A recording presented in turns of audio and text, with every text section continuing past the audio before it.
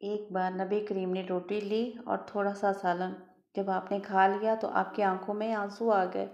حضرت عامر کہنے لگے، حضور آپ کیوں رو رہے ہیں؟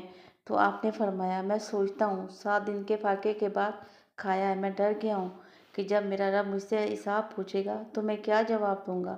اے عامر، اس کھانے کا جو ہم نے کھائے ہیں وہ سب حساب دینا پڑے گا، جو بھی ہم نے کھائے ہیں۔ حضرت عمر فاروق کے ہاتھ میں کوئی چیز تھی تو انہوں نے زمین پہ زور سے ماری اور کہا، یا رسول اللہ، 7 دن بعد ہم کچھ کھا رہے ہیں تو اس کا بھی ہمیں حساب دینا پڑے گا۔